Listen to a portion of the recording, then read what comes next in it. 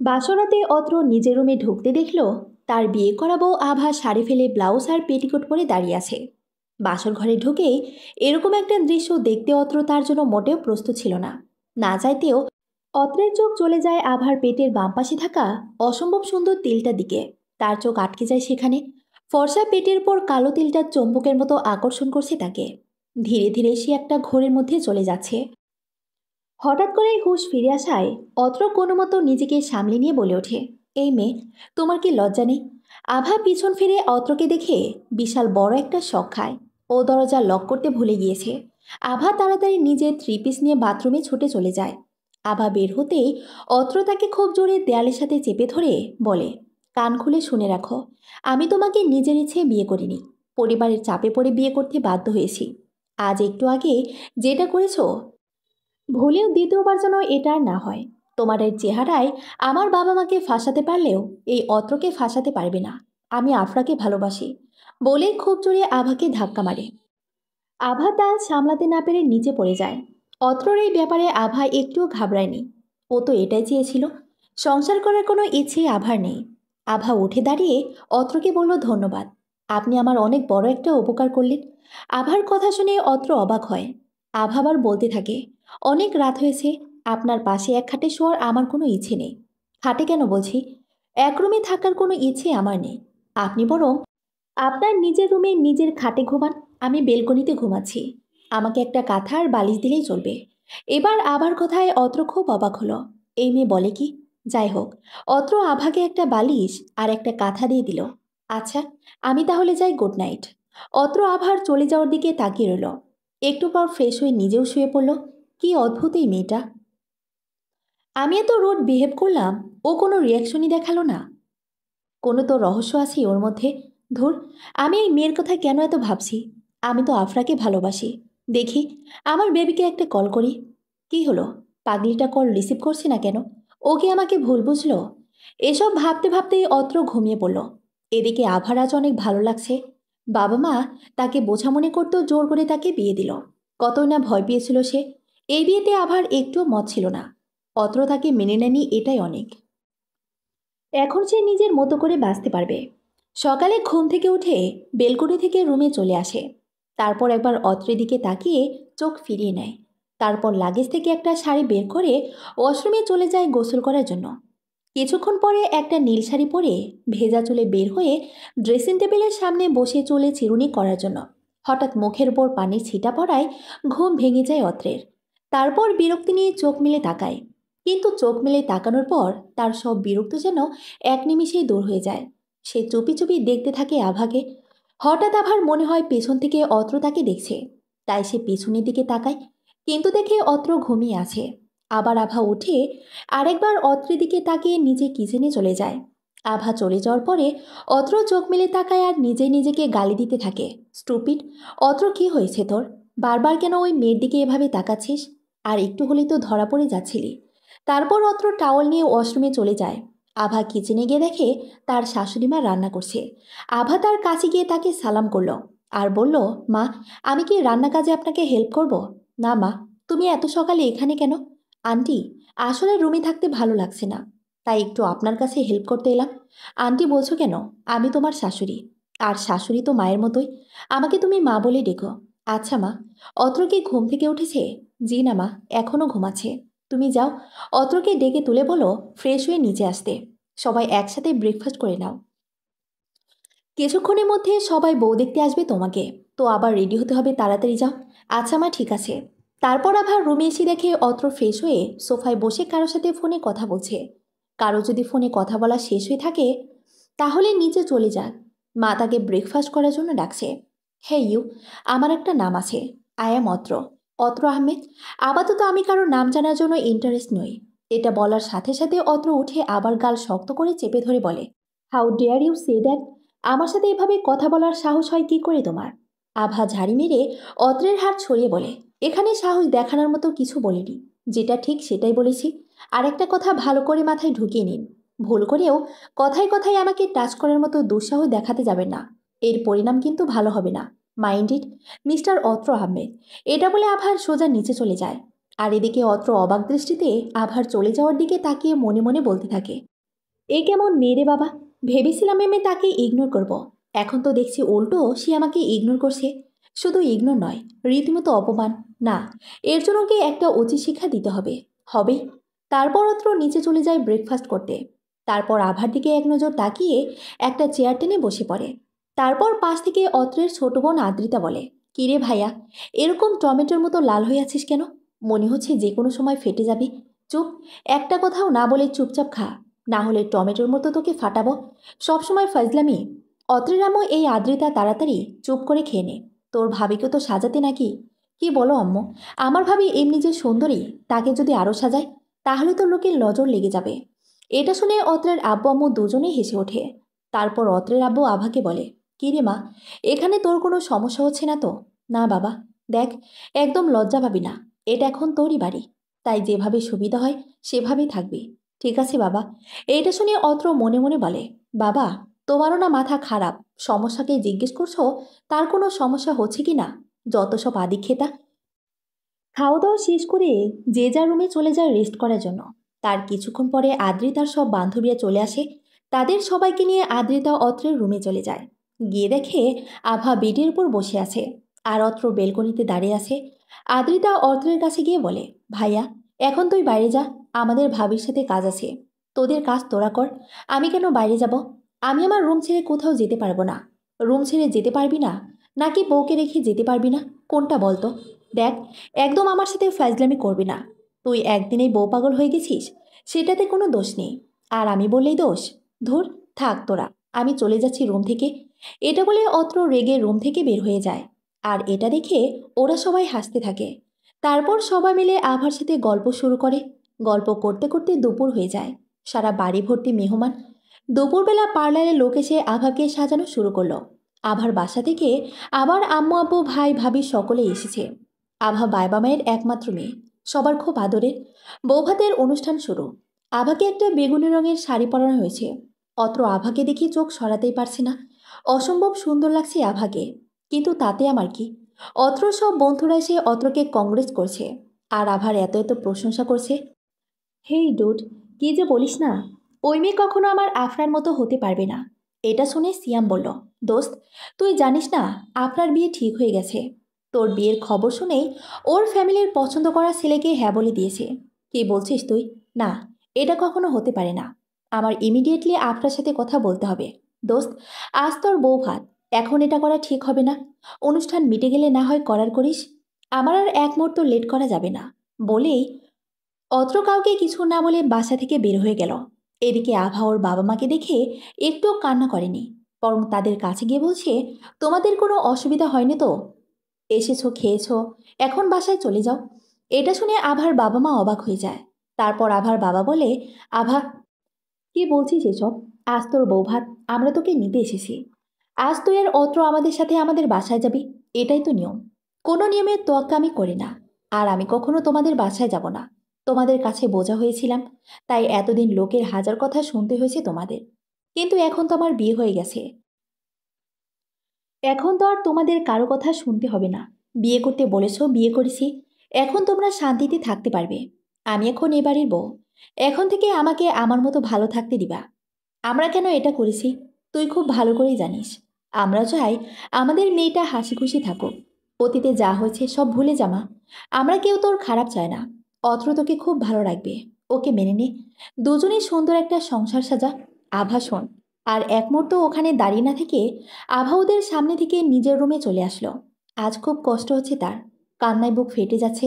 মনে হচ্ছে এতদিন জমিয়ে রাখা কষ্টগুলো আজ আভার চোখ বেয়ে বৃষ্টি হয়ে ঝরে পড়ছে। আভার মা বাবা কোনোরকম অত্রের বাবা মাকে বুঝিয়ে সুঝিয়ে অত্রদের বাসা থেকে বিদায় নিয়ে অত্র আভাকে ছাড়াই নিজের বাসায় চলে গেল। এদিকে অত্র আফরার কাছে এসেছে। এখন আফরার সাথে কথা বলাটা খুবই জরুরি। অত্র আফরাদের বাড়ি এসে দেখে আফরাদের বাসাটা সুন্দর করে সাজানো হয়েছে, যেটা দেখার সাথে সাথেই অত্রের বুকের ভেতরটা ছ্যাদ করে ওঠে। সে ধীর পায়ে সামনের দিকে এগিয়ে যায়, কিন্তু তার পাগুলো যেন চলতেই যাচ্ছে না। অত্র কোনো রকম বাসার মধ্যে ঢুকে একজনকে জিজ্ঞেস করে, আফরা কোথায়? আফরার তো আজ গায়ে হলুদ, কিন্তু আপনি কে?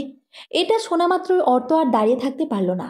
সামনের দিকে এগিয়ে যেতেই দেখতে পেল আফরা খুব সুন্দর করে হলুদের সাথে স্টেজে বসে আছে। এটা দেখার সাথে সাথেই অত্রের দমটা যেন বন্ধ হয়ে যাবে এরকম মনে হয়। স্টেজের পাশে গিয়ে অত্র আফরাকে ডাকে। আফরা হঠাৎ অত্রের কণ্ঠ শুনে আফরা চমকে উঠে তাকে দেখে স্টেজের পাশে অত্র দাঁড়িয়ে আছে। তুমি এখানে এসেছো কেন? তোমার তো এখন নতুন বউয়ের সাথে থাকার কথা। আফরার মুখে এমন কথা শুনে অত্র রাত চরমে পৌঁছালো।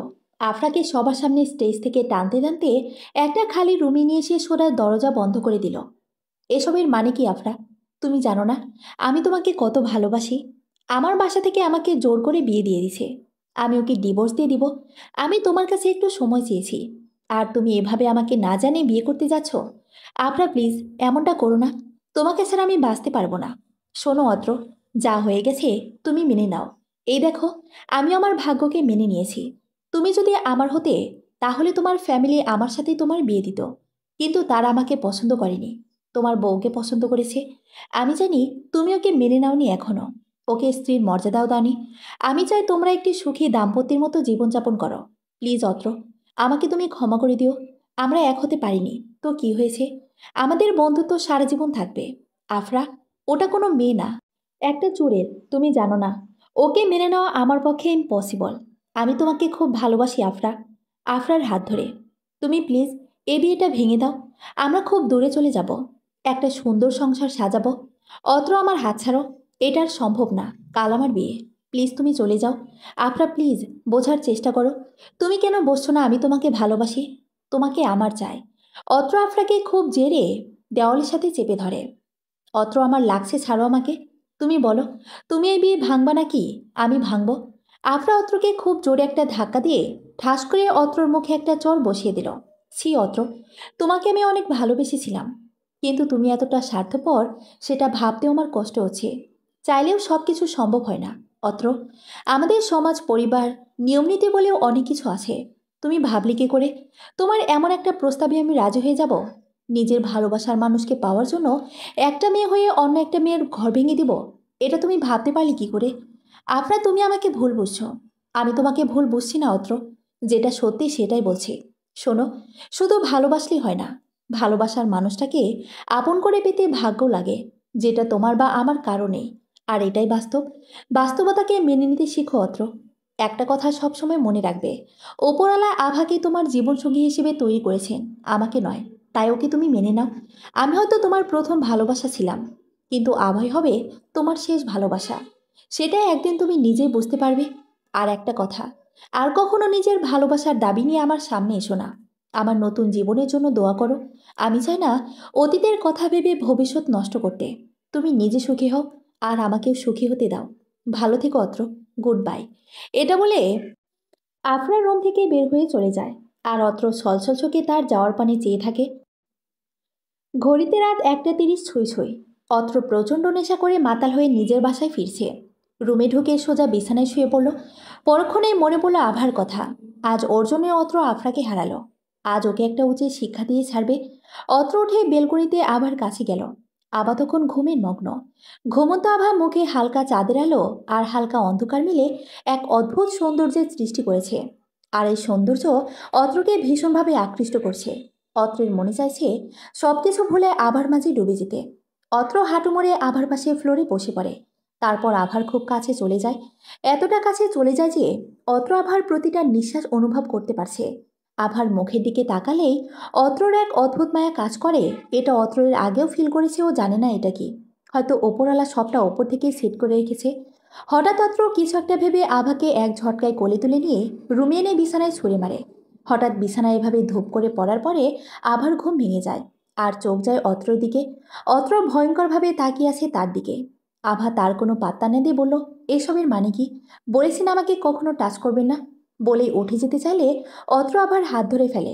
আভা বুঝতে পারে অত্র ড্রিঙ্কস করেছে। হাত ছাড়ুন আমার। অত্র আরও জোরে আবার হাত ধরে এক ঝটকায় নিজের কাছে টেনে আনে। আভা চোখ বড় করে অত্রের দিকে তাকিয়ে থাকে।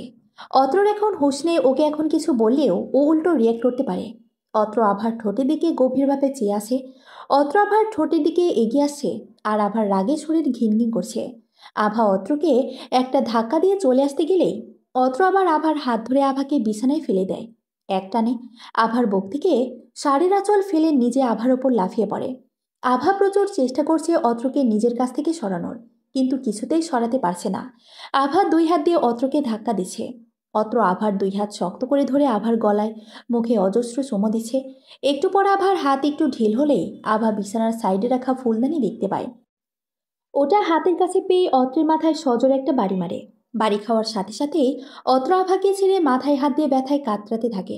আভা ছাড়া পেয়ে একদৌড়ে আদ্রিতার রুমে দরজা গিয়ে জোরে জোরে নক করতে থাকে। এত রাতে দরজায় নক করার শব্দে আদ্রিতার ঘুম ভেঙে যায়।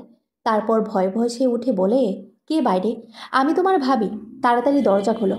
আভার গলা শুনে আদ্রিতা দৌড়ে এসে দরজা খুলে দেয়। আর দরজা খোলার সাথে সাথেই আভা আদ্রিতাকে জড়িয়ে ধরে কান্না করে দেয়। ঘটনার আকস্মিকতায় আদ্রিতা অবাক হয়ে জিজ্ঞেস করে, কি হয়েছে ভাবি? তুমি কান্না করছো কেন?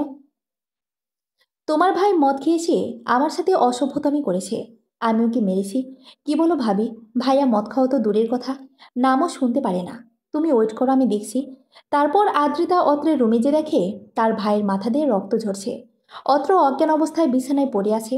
এটা দেখার সাথে সাথেই আদ্রিতা চিৎকার দিয়ে ওঠে, ভাইয়া! আদ্রিতার চিৎকার শুনে আভা ভয়ে কেঁপে ওঠে। আর নিচে থেকে অত্রের বাবা মাও চলে আসে। তারপর অত্রের অবস্থা দেখে বলে, এ কি অত্রর, কি হলো? মাথা দিয়ে এত রক্ত পড়ছে কেন? কিভাবে হলো এসব? আদ্রিতা, তুই এক্ষুনি ডাক্তারকে ফোন কর। আমি এক্ষুনি যাচ্ছি আম্মু। এটা বলে আদ্রিতা দৌড়ে ফোন নিতে রুমে এসে দেখে আভা গুটিসুটি মেরে বসে কান্না করছে। এটা দেখে আদ্রিতা আভাকে বলে, ভাবি, ভাইয়ার অবস্থা খারাপ, রক্ত পড়া বন্ধ হচ্ছে না। তুমি তাড়াতাড়ি ভাইয়ার কাছে যাও, আমি ডক্টরকে ফোন করছি। কিন্তু আব্বু আম্মু যদি কিছু জিজ্ঞেস করে তখন আমি কি উত্তর দেব? এখন এসব নিয়ে কিছু বলার দরকার নেই। আগে ডক্টরকে আসতে দাও, তারপর দেখা যাবে। আচ্ছা ঠিক আছে। এটা বলে আভা নিজের রুমের দিকে পা বাড়ায়। কিন্তু তার পা যেন একদম চলতে চাচ্ছে না। কোনো মতে সে রুমের দরজার পাশে এসে দাঁড়ায়, কিন্তু রুমের ভেতরে ঢোকার সাহস পাচ্ছে না। একটু পরে আদ্রিতা ডক্টরকে ফোন করে হাতে একটা ফার্স্ট এড বক্স নিয়ে এসে দেখে আভা এখনও বাইরে দাঁড়িয়ে আছে। তাই সে আবার হাত ধরে টেনে ভেতরে নিয়ে যায়। ওদের দেখে অত্রের আব্বু বলে, কী রে আদ্রিতা, ডক্টরকে ফোন করেছিস? আর আভা কোথায় ছিল এতক্ষণ? এটা শুনে আভা কিছু বলার আগে আদ্রিতা বলে ওঠে, হ্যাঁ, ডক্টরকে ফোন দিয়েছি। আর ভাবি আমার রুমে গিয়েছিল ফার্স্ট এড বক্স আনতে। আভাকে দেখতে অত্রের বাবা বলল, আভা, তুমি তো রুমে ছিলে, এসব কিভাবে হলো? আসলে বাবা, এসব কথা এখন কিভাবে বলবো? আল্লাহ, তুমি আমার সহায় হও। কথাটা মনে মনে বলল আভা। তখনই আদ্রিতা এসে বলে, বাবা, ভাই আজ অতিরিক্ত ড্রিঙ্ক করে বাসায় এসেছে, যার ফলে তাল সামলাতে না পেরে পড়ে গিয়ে মাথা ফেটে গেছে। কি বলছিস এসব? অত্র তো কখনো ড্রিঙ্ক ছুঁয়েও দেখে না। আজ হঠাৎ এসব করলো কেন? সেটা তো জ্ঞান ফেলেই জানা যাবে। এখন একটু চুপ করো আপাতত, রক্ত বন্ধ করার ব্যবস্থা করতে হবে। এটা বলে আদ্রিতা আভার দিকে একবার তাকিয়ে ফার্স্ট এইড বক্স নিয়ে অত্রের পাশে বসে তুলা দিয়ে রক্ত পরিষ্কার করতে থাকে। তার কিছুক্ষণ পরে রক্ত চলে আসে। তারপর সব ঘটনা শুনে কাটা জায়গা পরিষ্কার করে দিয়ে ব্যান্ডেজ করে দিয়ে আর কিছু ওষুধ দেয়। অত্রের আব্বু বলে, ডক্টর, ভয়ের কোনো কারণ নেই তো? না মিস্টার আশরাফ আহমেদ, ভয়ের কোনো কারণ নেই। আসলে রক্ত পড়েছে ঠিকই, কিন্তু কাটাতে তেমন গভীর নয়। কিন্তু এখনও যে জ্ঞান ফিরছে না। আসলে অত্র একটু বেশি ড্রিঙ্কস করে ফেলেছে, তাই ওর অজ্ঞান হওয়ার পেছনে মাথা ফেটে যাওয়ার থেকে নেশাটা বেশি কাজ করেছে। এখন ঘুমাতে দিন, ঘুম ভাঙলেই আশা করি সব ঠিক হয়ে যাবে। এখন অনেক রাত, আমাকে তাড়াতাড়ি বাসায় ফিরতে হবে। ওষুধগুলো ঠিক মতো খাওয়াবেন। আর কোনো অসুবিধা হলে অবশ্যই আমাকে ফোন দেবেন। আমি এবার আসি। আচ্ছা চলুন, আপনাকে গেট পর্যন্ত এগিয়ে দিয়ে আসি। তারপর আশরাফ আহমেদ আর ডক্টর রুম থেকে বের হয়ে যায়। তখন অত্রের আম্মু বলে, আভা, আজ সারাদিন তোমার ওপর অনেক ধকল গেছে। তুমি এখন যাও। আজ আদ্রিতার সাথে আদ্রিতার রুমে গিয়ে ঘুমিয়ে পড়ো। আমি অত্রের সাথে আছি। কিন্তু মা, কোনো কিন্তু নয়, আমি যেটা বলছি সেটা শোনো। আমি আর একটা কথাও শুনতে চাই না। এটা শুনে আভা চুপচাপ আদ্রিতার সাথে আদ্রিতার রুমে চলে যায়। তারপর আদ্রিতার রুমে ঢোকার পরে তার হাত ধরে বলে, থ্যাঙ্কস আদ্রিতা, তোমার জন্য এখন বড় বাচ্চা বেঁচে গেছি। কিন্তু কাল ওনার জ্ঞান ফেরার পরে কী হবে জানি না। এসব নিয়ে তোমাকে তো টেনশন করতে হবে না, কাল এ নিয়ে কথা বলা যাবে। এখন চুপচাপ ঘুমাও।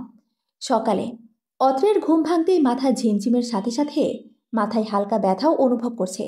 তারপর মাথায় হাত দিতেই বুঝতে পারে তার মাথায় ব্যান্ডেজ করা। পরক্ষণে তার গতরাতের সব কথা মনে পড়ে যায়। অত্রের গতরাতের সব কথা মনে পড়ে যায়। সে তার ভুল বুঝতে পারে। সকাল থেকে অত্র আভাকে খুঁজছে, একবার সরি বলার জন্য। আভা অত্রের রুমে আসতেই অত্র আভাকে নিজের কাছে ডাকে।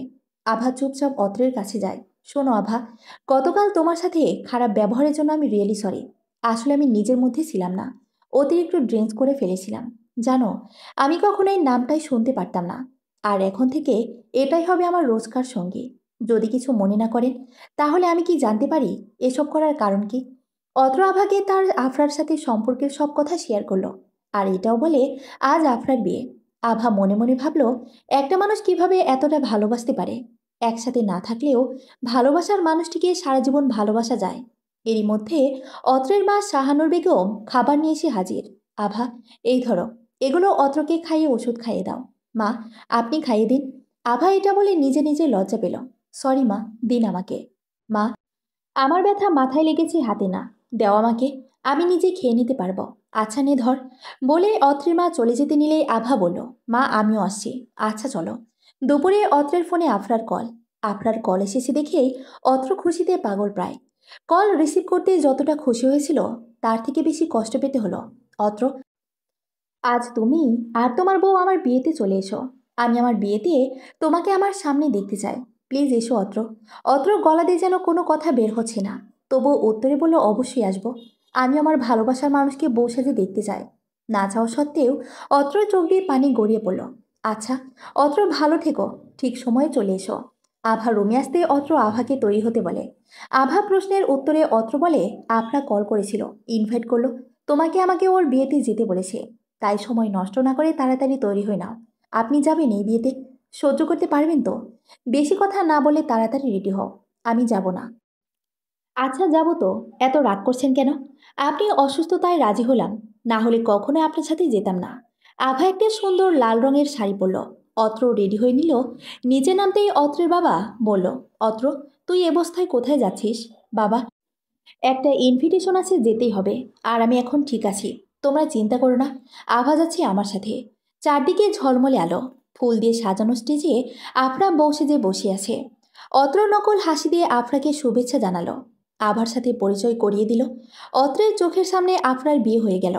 অত্র আফরার কাছে গিয়ে বলল, মেড ফর ইচ আদার। ভালো থেকো, সুখে থেকো আফরা। অত্র আভার হাত ধরে আর এক মুহূর্ত না দাঁড়িয়ে থেকে চলে আসলো। অত্র বেলকনিতে দাঁড়িয়ে চোখের পানি ফেলছে। আভা এসে পেছন থেকে অত্রর কাঁধে হাত রাখল আর বলল, ভালোবাসার মানুষকে না পাওয়ার যে কষ্ট, এটা আমার থেকে বেশি আর কেউ বুঝবে না। অত্র চোখ মিচে পিছনে ফিরে প্রশ্নসূচক দৃষ্টিতে আভার দিকে তাকিয়ে আছে। জানতে চান আমার ভালোবাসার মানুষ রাজ্যর কথা? তোমার ভালোবাসা মানে? হ্যাঁ, আমিও একজনকে ভালোবাসি। আমিও একজনকে ভালোবাসি। ওর নাম ছিল রাজ্য। ছিল মানে এখন নেই? না, আমার ভুলের জন্যই আমি ওকে চিরতরে হারিয়ে ফেলেছি। তোমার পুরো কাহিনীটা বলো তো। বসুন, এখানে বলছি আমার রাজ্যর কথা। তারপর দুজনে বেলকনিতে মুখোমুখি বসল। আপনি হয়তো জানেন, আমার বাবা একজন সরকারি চাকরিজীবী। তাই প্রায় প্রায়ই বাবার ট্রান্সফার হতো। আর আমরাও চলে যেতাম এক জেলা থেকে অন্য জেলায়। আমি যখন ইন্টার প্রথম বর্ষে পড়ি, তখন আমরা খুলনাতে থাকতাম। আমরা যে এলাকায় থাকতাম, ওই এলাকার এক স্বনামধন্য পরিবারের ছেলে ছিল রাজ্য। ওই এলাকার মার্কেটের বেশিরভাগ দোকানে ছিল রাজ্যের বাবার। একদিন কলেজ থেকে বাসায় ফেরার সময় আমি রাজ্যদের একটা চুরির দোকানে যাই। তখন রাজ্য আমাকে প্রথম দেখে, আর প্রথম দেখায় ভালোবেসে ফেলে। তারপর থেকে আমি যেখানেই যেতাম, আমার আগে পিছিয়ে ঘুরঘুর করতো, সবসময় আমাকে ফলো করতো। কিন্তু আমি কখনোই ওকে পাত্তা দিতাম না, বরং ওর প্রতি আরো বিরক্ত হতাম। কারণ আমি তখন প্রেম ভালোবাসায় একদম বিশ্বাস করতাম না। আর বড়লোকের ছেলেদের তো আরও পছন্দ করতাম না। কারণ আমার ধারণা ছিল, বড়লোকের ছেলেমেয়েরা শুধু টাইম পাস করার জন্য প্রেম করে। এতটুকু বলে আভা থেমে যায়। তাই অত্র জিজ্ঞেস করে, তারপর কি হলো? তারপর রাজ্য কোনোভাবে আমার নাম্বার জোগাড় করে, আর দিনের মধ্যে 1000 বার আমাকে ফোন দিয়ে ওর ভালোবাসা বোঝানোর চেষ্টা করে। আমি ওর অনেকগুলো নাম্বার ব্লক লিস্ট করি। তারপর ওর পাগলামি থামার কোনো কথাই নেই, বরং আরও কয়েক গুণ বেড়ে যায়। এরকমভাবেই কেটে যায় কয়েক মাস। আর এই কয়েক মাসে রাজ্যর পাগলামিগুলো আমার প্রতিদিনের সঙ্গী হয়ে যায়। প্রথম প্রথম ওর পাগলামিগুলো আমার কাছে বিরক্ত লাগলেও ধীরে ধীরে ওগুলোই আমার অভ্যাস হয়ে যায়। প্রতিদিন প্রপোজ করা, সব জায়গা ফলো করা, 1000 বার ফোন করা, মেসেজ করা, এগুলো ছিল রাজ্যের প্রতিদিনের রুটিন। পাগল একটা। এটুকু বলেই আভা হেসে ফেলে। ওর হাসি দেখে রাজ্য জিজ্ঞেস করে, তারপর কি হয়? তুমি ওর প্রপোজাল অ্যাকসেপ্ট করেছিলে? অত্রের প্রশ্ন শুনে আভা একটা দীর্ঘশ্বাস ফেলে উত্তর দেয়, না। তারপর কি হয়েছিল? তারপর একদিন রাতে রাজ্য আমাকে কল করে। আমি রিসিভ করি না। ও টেক্সট করে, প্লিজ আভা, কল রিসিভ করো। আমি আর ওকে ঘোরালাম না। কল রিসিভ করতে, আচ্ছা, আমি কি করি তুমি বিশ্বাস করবে যে আমি তোমাকে সত্যিই ভালোবাসি? শুনুন, এসব ভালোবাসা টালোবাসা বলে দুনিয়াতে কিছু নেই। আছে, ভালোবাসা আছে বলেই এখনও দুনিয়াটা টিকে আছে। তুমি চাইলে আমার ভালোবাসার পরীক্ষা নিয়ে দেখতে পারো। আমার ভালোবাসার জন্য আমি জীবনও দিতে পারি। নিজের জীবনে থেকে বেশি তোমাকেই ভালোবাসি। বিশ্বাস করো আভা। ও মা, তাই নাকি? এসব শুধু সিনেমাতেই হয়, বাস্তবে না। আর এসব মুখে বলা যায়, কিন্তু করা এত সহজ নয়। ওকে বিশ্বাস করলে না তো? আমি যখন থাকবো না, তখনই তুমি আমার ভালোবাসা বুঝবে। Love you Abha, love you more than my life. বলেই ফোন কেটে দিল। আমিও বললাম পাগল একটা। এতদিনে এটুকু বুঝতে পেরেছিলাম রাজ্য ছাড়া আমি অচল। ওকে কবে যে ওর মনের ভালোবাসার আসনে বসে ফেলেছি নিজেই বুঝতে পারিনি। আমিও মনে মনে ভেবে রেখেছি প্রতিদিনের মতো কাল সকালে রাজ্য ফুল নিয়ে আমাকে প্রপোজ করার আগেই আমি ওকে প্রপোজ করব। আর আমার ভালোবাসার কথা ওকে জানাবো। আর দূরে দূরে রাখবো না আমার পাগলটাকে। এসব ভাবতে ভাবতেই কখন যে ঘুমিয়ে পড়ি। তার পরের দিন আমি কলেজে যাওয়ার পথে রাজ্যের জন্য একগুচ্ছ গোলাপ নিয়ে ওয়েট করি। কিন্তু কি কোথাও দেখতে পেলাম না। সবখানে খুঁজেছি, কিন্তু কি কোথাও দেখতে পেলাম না। আমার খুব রাগ হলো। আমি মনে মনে ভেবে নেই, হয়তো কাল আমার কথায় ওর ভালোবাসা উড়ে গেছে। তার জন্য হয়তো আজ আমার সামনেই আসছে না। ওকে সামনে পেলে ইচ্ছে মতো মারব। এভাবে কয়েকদিন কেটে যায়, কিন্তু রাজ্য আর আমার সামনে আসে না। ধীরে ধীরে আমি ওর পাগলামিগুলোকে মিস করতে থাকি। আস্তে আস্তে আমার খাওয়া ঘুম সব হারাম হয়ে যায়। যে আমি রাজ্য ফোন দিলেই বিরক্ত হতাম, সেই আমি ফোন আসলে দৌড়ে যায় এটা ভেবে যে হয়তো রাজ্য ফোন দিয়েছে। কিন্তু প্রতিবারই আমাকে নিরাশ হতে হয়। তারপর আমি পাগলের মতো রাজ্যকে খুঁজতে থাকি, কিন্তু কোথাও পাই না। এভাবে 7টা দিন কেটে যায়। একদিন আমি সেই দোকানে যাই যে দোকানে রাজ্য আমাকে প্রথম দেখেছিল। কিন্তু ওখানে গিয়ে আমি অবাক হই, কারণ মার্কেটে রাজ্যদের যে কয়েকটা দোকান ছিল সবগুলোই বন্ধ। রাজের বাবাকে এলাকার সবাই হাজি সাহেব নামে চিনে। তাই আমি কোনো এক উপায় না পেয়ে পাশের একটা দোকানে গিয়ে জিজ্ঞেস করি, আচ্ছা ভাইয়া, হাজি সাহেবের সবগুলো দোকান আজ বন্ধ কেন? আমার প্রশ্ন শুনে লোকটা আমার দিকে অবাক হয়ে তাকায়, তারপর বলে, কেন আপনি জানেন না? কেন, কি হয়েছে? আরে, হাজি সাহেবের একমাত্র ছেলে রাজ্য। খুব ভালো ছিল ছেলেটা, যেমন সুদর্শন তেমনি মধুর ব্যবহার। কিন্তু কেন যে ছেলেটা সুসাইড করতে গেল, বেচারা, অকালে প্রাণটা হারালো। ওর ব্যাপারে শুনে খুব খারাপ লাগলো। কিন্তু মা, তুমি কে? কি বলছেন কি আপনি? আপনার মাথা ঠিক আছে? হ্যাঁ মা, আমি ঠিকই বলছি। প্রথমে যখন আমি এই খবরটা শুনি তখন আমারও বিশ্বাস হয়নি। তারপর খোঁজ নিয়ে জানতে পারি খবর সত্যি। আপনি কি হাজি সাহেবের বাসার ঠিকানা জানেন? হ্যাঁ জানি তো। প্লিজ আমাকে একটু ঠিকানাটা বলে দিন।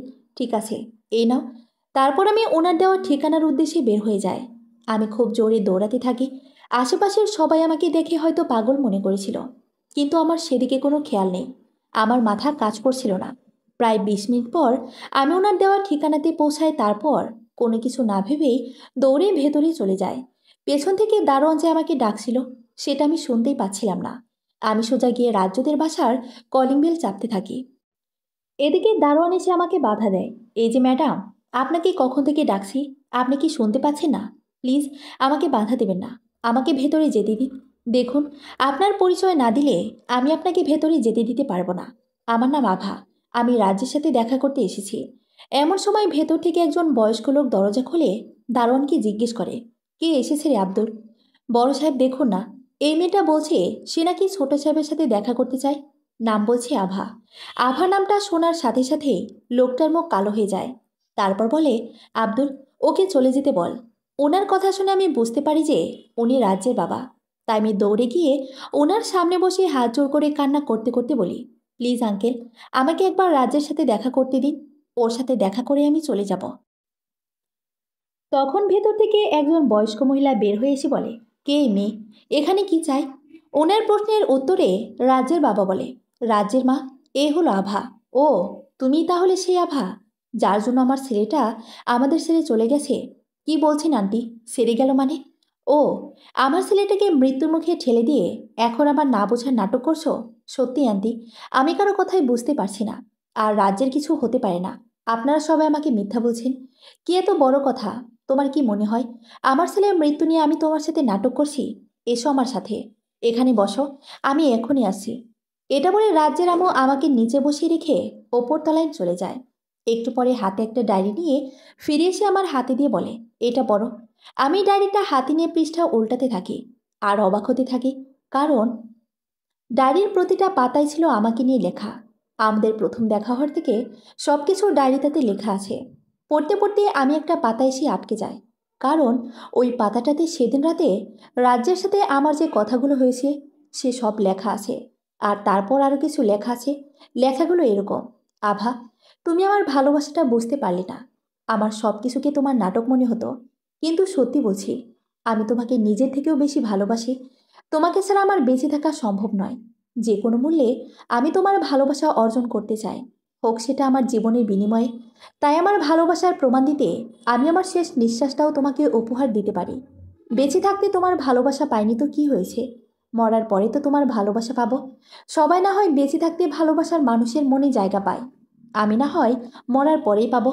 মরার পরে যদি আমি তোমার মনে জায়গা পাই, তাহলে সেটাই হবে আমার ভালোবাসার পরম পাওয়া। আজ থেকে এই ডায়েরি লেখা শেষ। থাক না আমার ভালোবাসাটা অসম্পূর্ণ, তাতে ক্ষতি কি? ভালো থেকো আভা, আমি চলে যাচ্ছি অপূর্ণতায়। তুমি না হয় খোঁজ নিও আমার ভালোবাসা আমার শূন্যতায়।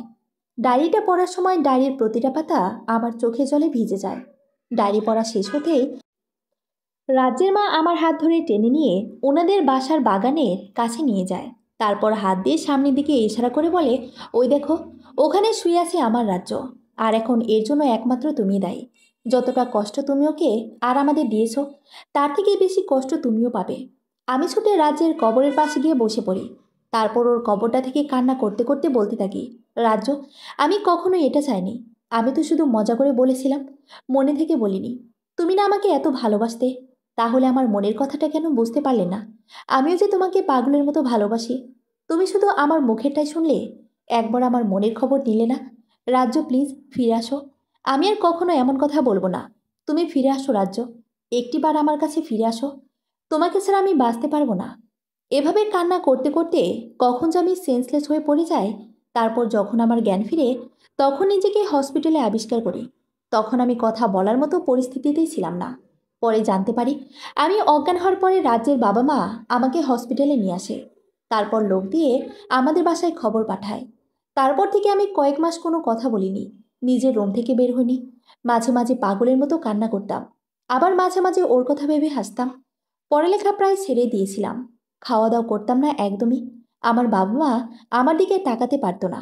প্রায় ছুটে যেতাম আমার রাজ্যের কবরের কাছে। ওরা সবাই মিলে আমাকে ধরে নিয়ে আসতো। রাজ্যের বাবা মা আমায় ওদের বাসায়ও ঢুকতে দিত না। আমাকে প্রায়ই অজ্ঞান অবস্থায় ওখান থেকে নিয়ে আসতো আমার ভাইয়া। আমাকে নিয়ে বাবা মা ভাইয়া সবাই খুব টেনশনে পড়ে যায়। আমার অবস্থা দিন দিন খারাপ হয়ে যাচ্ছিল। বিভিন্ন ডাক্তার দেখানোর পর ডাক্তারের পরামর্শে আমাকে 3 মাস মানসিক হাসপাতালে রাখা হয়েছিল। তারপর রাজ্যের স্মৃতি থেকে আমাকে বের করার জন্য আব্বু ওখান থেকে ট্রান্সফার হয়ে ঢাকায় চলে আসে। তারপর আমি আস্তে আস্তে স্বাভাবিক হতে থাকি। অনুভব করতাম রাজ্য সবসময় আমার সাথে আছে। ও যে আমার চোখের পানি সহ্য করতে পারে না। ও লেখার ডায়েরিটা বুকে আগলে রাখি সব সময়। শুধু জায়গাটা পরিবর্তন করতে হয়েছে, কিন্তু আমার মন থেকে রাজ্যের জায়গাটা পরিবর্তন করতে পারিনি। রাজ্য ঠিকই বলেছিল, ওর শূন্যতাই আমি বুঝতে পারবো যে ও আমাকে কতটা ভালোবাসতো। ও যখন ছিল তখন আমি ওর ভালোবাসাটা বুঝতে পারিনি, কিন্তু যখন বুঝতে পারলাম তখন ও আমার পাশে নেই।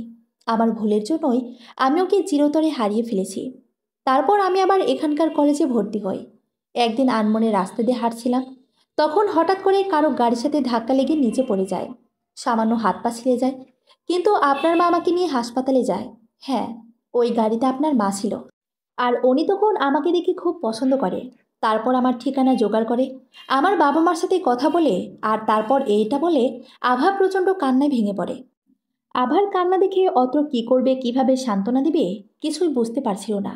আভা বলে ওঠে, আমি একটু ওয়াশরুম থেকে আসি। এটা বলে চেয়ার থেকে উঠতে আভা মাথা ঘুরে পড়ে যেতে নেয়, কিন্তু অত্র সাথে সাথে আভাকে ধরে ফেলে। অত্র আভাকে পাজা কোলে নিয়ে বিছানায় শুয়ে দিল। অতিরিক্ত কান্নার আর শখের জন্য আভা সেন্সলেস হয়ে গেছে। অত্র জানে কিছুক্ষণ পরে আভার জ্ঞান ফিরে আসবে, তাই কাউকে কিছু না বলে একটা চেয়ার টেনে আভার মাথার পাশে বসে। আমি তো স্বার্থপরের মতো আপনাকে হারানোর জন্য আভাকে দায়ী করে এসেছি, আর ভেবেছি আমি হয়তো আমার ভালোবাসার মানুষকে হারিয়ে এত কষ্ট পাচ্ছি, কিন্তু ওর কষ্টের কাছে আমার কষ্ট তো কিছুই নয়। মেয়েটার মনের মধ্যে যে এত কষ্ট লুকিয়ে আছে সেটা ওকে দেখে বোঝাই যায় না। এখন মনে হচ্ছে ওর জন্য আমার কিছু করা উচিত। আল্লাহ হয়তো দুজন ভাঙা মনের মানুষকে এক করার জন্যই ওকে আমার জীবনে পাঠিয়েছে। তাই আমিও আজ তোমাকে কথা দিচ্ছি, আমি আর তোমাকে কোনো কষ্ট পেতে দিব না। আপনার আমার প্রথম ভালোবাসা ছিল ঠিকই, কিন্তু তুমি হবে আমার শেষ ভালোবাসা। আজ থেকে আমি তোমাকে বউ হিসেবে মেনে নিলাম। আমার ভালোবাসা দিয়ে আমি তোমার সব কষ্ট ভুলিয়ে দেব। রাজ্য হতে পারবো না ঠিকই, কিন্তু রাজ্যের থেকেও বেশি ভালোবাসবো তোমাকে। রাজ্য তোমাকে বুঝতে পারিনি, তাই অভিমান করে চলে গেছে, কিন্তু আমি তোমাকে কখনো ছেড়ে যাব না। আল্লাহ যখন তোমাকে আমার বউ করে পাঠিয়েছে, তখন স্বামী হিসেবে আমি আমার দায়িত্ব পালন করব। আপনার ওর হাজবেন্ডকে নিয়ে সুখী হতে পারলে আমি কেন পারবো না তোমাকে নিয়ে সুন্দর একটা সংসার সাজাতে। আজ থেকে তুমি হবে আমার শেষ ভালোবাসা আভা। আভার দিকে তাকিয়ে আনমনে কথাগুলো ভাবছিল অত্র। কিছুক্ষণ পর আভার জ্ঞান ফিরে আসলো। আভা চোখ মেলে তাকাতেই অত্রকে দেখতে পেল। আমাকে একটু পানি দিতে পারবেন? এই তো, সাবধানে উঠে বসো, এক্ষুনি এনে দিচ্ছি। আভাকে খাটে বসিয়ে অত্র পানি এনে দিল। আভা ঢকঢক করে পানি খেয়ে নিল। ধন্যবাদ, এর জন্য ধন্যবাদ দিতে হবে না। আভা উঠে বেলকনিতে যেতে নিলেই অত্র আভাকে থামিয়ে বলল, আজ থেকে তুমিও এই বিছানায় শুবে। কি বলছেন আপনি? আপনার মাথা ঠিক আছে নাকি কাল মাথায় ফুলদানির বাড়ি খেয়ে দুই একটা তার কেটে গেছে? আগে দুই একটা তার কাটা ছিল, কাল বাড়ি খেয়ে সেগুলো ঠিক হয়ে গেছে। আপনি আসলেই একটা পাগল। সেটা আজ জানতে পারলে? আপনার পাগল। আপনার কথা শুনেই অত্রের মুখ কালো হয়ে গেল। আভাও বুঝতে পারেনি যে তার মুখ থেকে এমন একটা কথা বের হয়ে যাবে। তার এখন খারাপ লাগছে, সে হয়তো অত্রকে কষ্ট দিয়ে ফেলল। তাই অত্রের দিকে করুণ দৃষ্টিতে তাকিয়ে বলে, সরি, আমি আসলে এভাবে কথাটা বলতে চাইনি। থাক থাক, সরি বলতে হবে না। আমি কিছু মনে করিনি। আমি অতীত নিয়ে আর ভাবতে চাই না। আমি আফরাকে ভুলে যেতে চাই আভা। আমি চাই ও ভালো থাকুক। আমিও এখন থেকে ভালো থাকতে চাই। আর তার জন্য আমার তোমার হেল্প দরকার। আমার হেল্প দরকার মানে? আভা, আমরা কি ভালো বন্ধু হতে পারি? হঠাৎ এই ফালতু মেয়ের বন্ধু হতে চাইছেন যে? তোমার আমার জীবনের গল্পে কিছুটা মিল আছে তো, তাই। দুটি ভাঙা মনের মানুষ একই সুতোয় বাধা বলে অত্র হাসতে লাগলো। হয়েছে, আর হাসতে হবে না। সরুন, আমাকে যেতে দিন। বললাম না, এখন থেকে এখানে শোভা তুমি। আর আমরা তো এখন থেকে বন্ধু, বলো? ঠিক আছে, বন্ধু হলে তো হ্যান্ডশেক করতে হয়। তো আমরা ফ্রেন্ড। অত্র হাত বাড়িয়ে, ওকে, ফ্রেন্ড হ্যান্ডশেক করে। তারপর আবার বিছানার মাঝখানে একটা কোল বালিশ দিয়ে শুয়ে পড়ল। Good night, have a sweet dream my friend অত্র। অত্র শুয়ে আভার পাশে শুয়ে পড়ল। গুড নাইট আভা। অনেক সকালে অত্রের ঘুম ভেঙে যায়, তাই অত্র উঠে আভার দিকে তাকায়, কিন্তু আভা এখনো ঘুমোচ্ছে। তাই অত্র সোজা নিজে কিচেনে চলে যায়। অত্র নিজে সকলের জন্য কফি করে। 2 কাপ কফি নিয়ে নিজে রুমে গিয়ে দেখে আভা এখনো ঘুমিয়ে আছে। গুড মর্নিং, আভার কানের কাছে এসে বলল। তারপরও আভার ঘুম ভাঙছে না। ঘুমন্ত আভাকে দেখতে অত্রের ভালোই লাগছিল। আভার কপালে পড়ে থাকা চুলগুলো সরিয়ে ছোট একটা ভালোবাসার পরশ দিল। তারপর আভাকে ডাকলো। আভা উঠে অত্রকে এভাবে দেখে অবাক হয়, কিন্তু তাকে অবাক হওয়ার সুযোগ না দিয়েই অত্র বলে ওঠে, তাড়াতাড়ি উঠে ব্যালকনিতে এসো। আমি তোমার জন্য নিজ হাতে কফি বানিয়ে নিছি। দুজন কফি খেতে খেতে সূর্য ওঠা দেখব আর গল্প করব। এটা বলে অত্র কফি নিয়ে ব্যালকনিতে চলে যায়। আর আভা অবাক হয়ে তাকিয়ে থাকে আর মনে বলে, সত্যি সত্যি এই লোকটার মাথার তার ছিঁড়ে গেছে। কাল ফুলদানির বাড়ি খেয়ে আভা এখনো বসে অবাক হয়ে ভাবছে। হঠাৎ অর্থের ডাকে তার ঘোর ভাঙে। কি ব্যাপার, আসছো না কেন? কফি তো ঠান্ডা হয়ে গেল। এই তো আসছি। তারপর আভা উঠে ব্যালকনিতে চলে যায়। আভা যেতেই অত্র আভার হাতে কফির মগটা ধরিয়ে বলে, দেখো, এখান থেকে সূর্যটা কত সুন্দর দেখা যায়। হ্যাঁ, আমি তো এটা লক্ষ্যই করিনি। এভাবেই কেটে যাচ্ছিল অত্রের সাথে আমার দিনগুলি, হাসি মজা বন্ধুত্বের মধ্য দিয়ে। এই কদিনে এতটুকু বুঝেছি, অত্র অনেক কেয়ারিং। রাজ্যকে হারিয়ে বাঁচার ইচ্ছেটা যেমন যেন হারিয়ে ফেলেছিলাম, কিন্তু অত্রের জন্য নতুন করে বাঁচার আশা খুঁজে পাচ্ছি। এসব ভাবছি আর হাসছি। এরই মধ্যে অত্র রুমে আসলো। কি ব্যাপার মহারানী, এত হাসছে কেন? এই প্রথম তোমার হাসি দেখছি। হাসিটা তোমার খুব মিষ্টি। হয়েছে, এত হাসির তারিফ করতে হবে না। আজ এত আগে আগে অফিস থেকে আসলেন যে? একসাথে লাঞ্চ করে বিকালে তোমাকে নিয়ে ঘুরতে বের হব, তাই? না, আমি কোথাও যাব না। আমার বের হতে ভালো লাগে না। কিন্তু আমি তো অন্য কথা শুনেছিলাম। নতুন জায়গার ঘুরতে নাকি তুমি খুব পছন্দ করো। এটা আপনাকে কে বলেছে? আদ্রিতার কাছে শুনেছি। কিন্তু এখন ভালো লাগে না। চুপ। আমি যা বলছি তাই হবে। আর আজ তুমি শাড়ি পরবে। এখন খেতে চলো, খুব ক্ষুধা লেগেছে। ঘুরতে যাবেন ঠিক আছে, কিন্তু শাড়ি পরতে পারবো না। আমি যা বলছি তাই হবে। শাড়ি না পরলে আমি নিজেই কিন্তু শাড়ি পরে দিব। উফ। আচ্ছা ঠিক আছে, শাড়ি পরবো। এখন খেতে চলেন। তারপর ওরা দুজন নিচে যায়।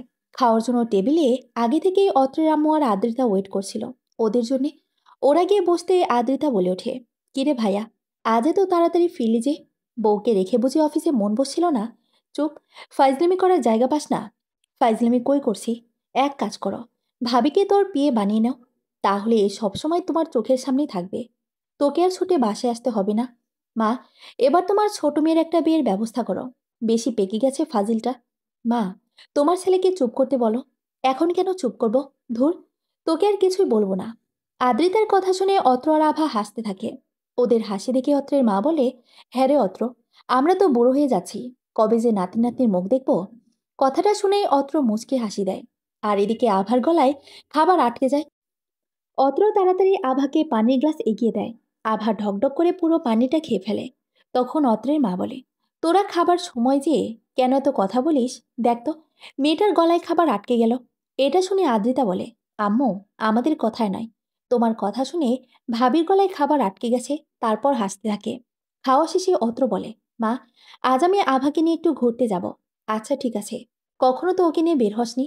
তোরা সাবধানে যা, ভালো লাগবে।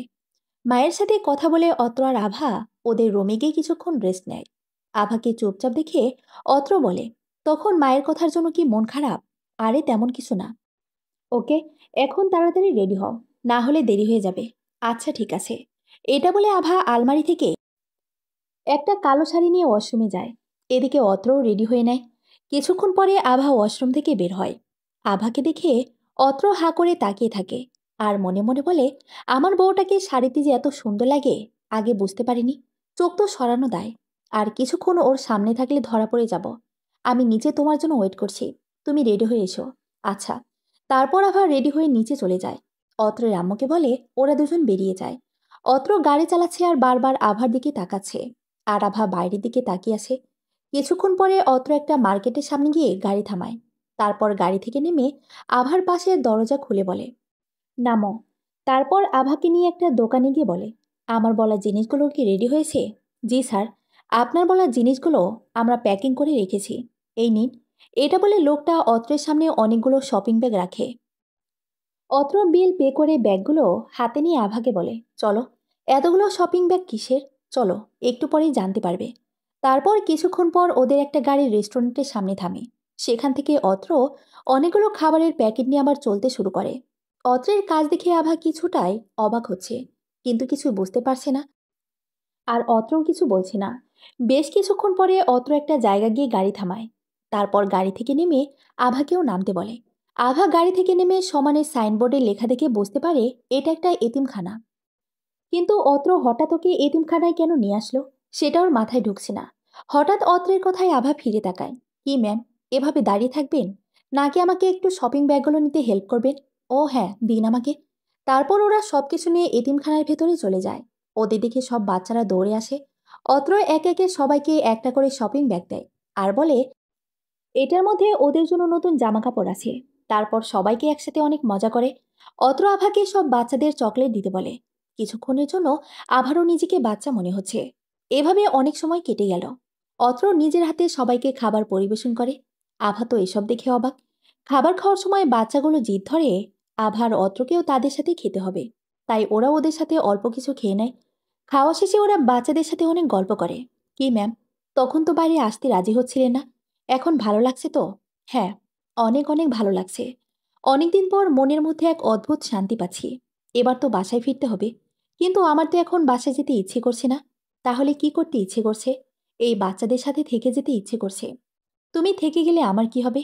কি? কিছু না। চলো। বাসায় এসে আভার মনটা খুবই ফুরফুরে লাগছে। অত্র আসতেই আভা বলল, অনেক অনেক থ্যাঙ্কস এরকম একটা দিন উপহার দেওয়ার জন্য। শুনুন ম্যাম, এসব ছোটখাটো বিষয়ে থ্যাঙ্কস বলবে না। শুনতে পরপর লাগে। আচ্ছা ঠিক আছে, আর বলবো না। মনে থাকে যেন। হুম। আপনাকে একটা কথা বলি। বলো। এতে আবার অনুমতি নেওয়ার কি আছে? অনেকদিন বাবা মাকে দেখি না, চলেন না কাল বাবা মার সাথে দেখা করে আসি।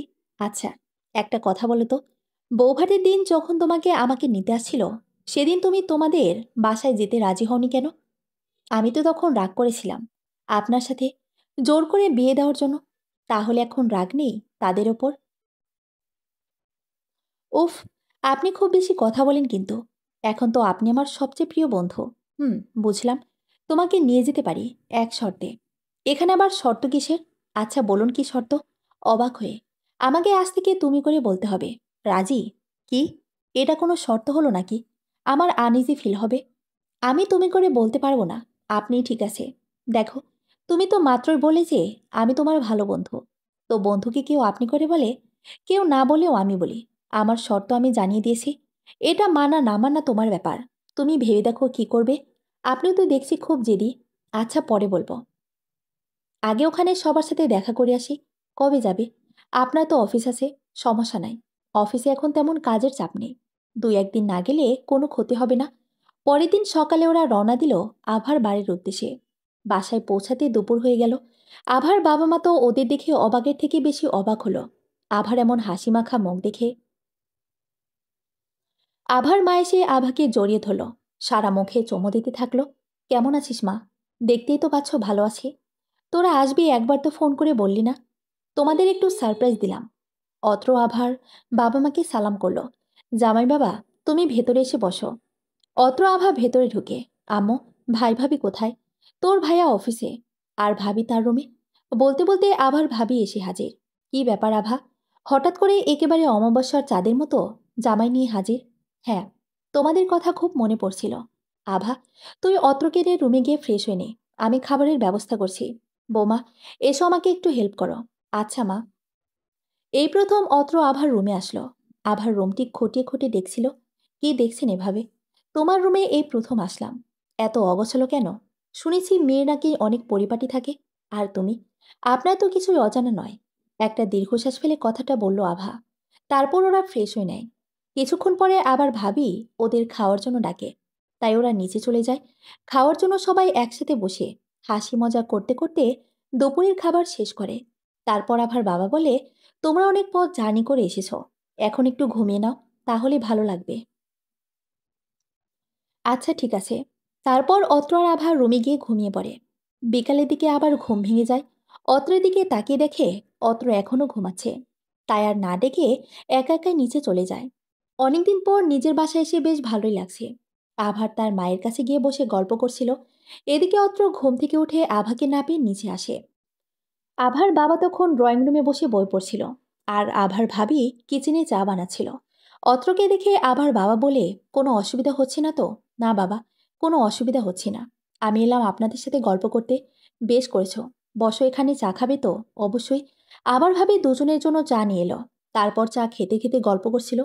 তার মধ্যে হঠাৎ আভার বাবা বলে, অত্র, তোমাকে আভার ব্যাপারে কিছু কথা বলার ছিল। আভার রাজ্যের ব্যাপারে, তাই তো? তুমি কিভাবে জানলে? আভা আমাকে সব বলেছে। তাহলে তো বুঝতেই পারছো ও কতটা কষ্টের মধ্যে দিয়ে গেছে। ওই ঘটনার পর থেকে আমার মেয়েটা অনেক জেদি আর একরোখা হয়ে গেছে। কারো কথাই শুনতে চায় না। তবে আজ ওকে দেখে মনে হলো ও অনেকটা স্বাভাবিক হয়ে গেছে। আপনারা এসব নিয়ে একদম টেনশন করবেন না। আমি ওকে একদম স্বাভাবিক করে তুলব। আর সবসময় ওর খেয়াল রাখবো। ও অতীতে অনেক কষ্ট পেয়েছে। আমি ওকে ভবিষ্যতে কোনো কষ্ট পেতে দিব না। আপনারা আমাদের জন্য দোয়া করবেন। আমরা যেন সুখী হতে পারি। আমরা তো সবসময় দোয়া করি। কিন্তু এতদিন ওকে নিয়ে একটু টেনশনে ছিলাম। কিন্তু আজ তোমার কথা শুনে ভরসা পেলাম। আমরা যোগ্য ছেলের হাতেই আমাদের মেয়েকে তুলে দিয়েছি। দোয়া করবেন আমি যেন আপনাদের ভরসার মান রাখতে পারি। এমন সময় আভা এসে বলে, আমাকে রেখে এখানে কি নিয়ে মিটিং করা হচ্ছে শুনি? আপনিও এসে মিটিংয়ে জয়েন করুন মহারানী। তাহলে আমি আবার বাদ থাকবো কেন? ননদ ভাবি সবাই আসুন।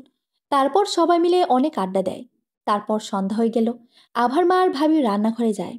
আভার অত্র ওদের রুমে চলে আসে। রাতে আবার ভাইয়া ফিরলে ওদের দেখে খুব খুশি হয়। তারপর রাতে খাবার টেবিলে সবাই অনেক গল্প করে আভার পরিবর্তন দেখে সবাই খুব খুশি হয়। আর এর পরিবর্তনের পেছনে যে পুরোটাই অত্রের অবদান, সেটাও সবাই বুঝতে পারে। খাওয়া শেষে আভা বলে, আম্মু আব্বু, আমরা কালই চলে যাব। আজই তো আসলি, আবার কালই চলে যাবি? হ্যাঁ মা, কালই যেতে হবে। আপনারা মন খারাপ করবেন না। এবারে হুট করে এসেছি, এরপরে যখন আসবো তখন হাতে সময় নিয়ে আসবো। ঠিক আছে, মনে যেন থাকে। এর পরেবার অবশ্যই হাতে সময় নিয়ে আসবে। রাতে অত্র আর আভা গল্প করছিল। এর মধ্যে অত্র বলল, আচ্ছা, রাজ্যের কোনো ছবি আছে তোমার কাছে? হুম, আছে তো। কই, আমাকে দেখাবে? ওর ছবি আমার হৃদয়ে আছে, আর সারা জীবন এখানেই থাকবে। পরের দিন সকালে সবার কাছ থেকে বিদায় নিয়ে ওরা বের হয়। বিয়ের দিন আভার কান্না না পেলেও আজ সবাইকে ছেড়ে যেতে আবার ভীষণ কান্না পাচ্ছে। আভার চোখের পানি অত্রের চোখ এড়ায়নি। এভাবে দিন চলতে থাকে। অত্র ঠিক করে আভাকে আজ প্রপোজ করবে। নতুনভাবে ভালোবাসাময় জীবন শুরু করবে। এতদিনে অত্র আভাকে খুব বেশি ভালোবেসে ফেলেছে। আভা অত্রের প্রতি খুবই কেয়ারিং। আভা এখন অত্রকে তুমি করে বলে। আবার সকালে অত্র নাস্তা রেডি করা, অত্র কি পোশাক পরবে এসব কিছুই আভা ঠিক করে দেয়। ঠিক যেমন একটা বউ তার বরের জন্য করে। সন্ধ্যায় অত্র তাড়াতাড়ি বাসায় চলে আসে। আভা তখন কিচেনে রাতের খাবার তৈরি করছিল।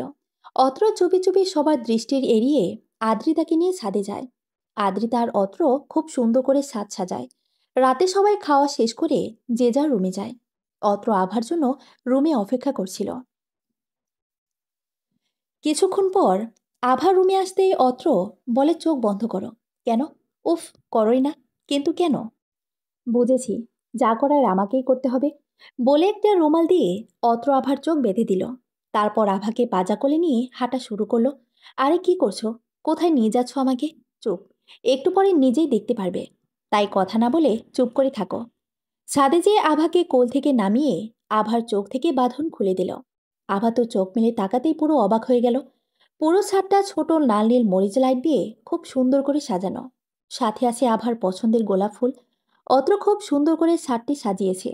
কিন্তু আভা বুঝতেই পারছে না এভাবে ছাদ সাজানোর মানে কি। আভা জিজ্ঞাসানোর দৃষ্টিতে অর্থের দিকে তাকাতেই অত্র হাঁটু গেড়ে একগুচ্ছ লাল গোলাপ আভার সামনে ধরে বলতে শুরু করলো, জীবনে কিছু ভালোবাসা আসে, আবার চলে যায়।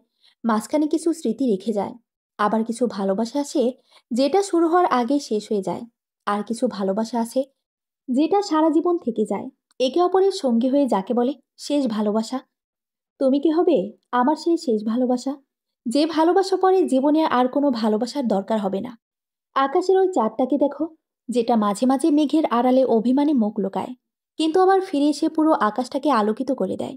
তেমনি তুমিও কি আমার মনের আকাশের চাঁদ হয়ে আমার সাথে ভালোবাসার মান অভিমানের খেলা খেলবে?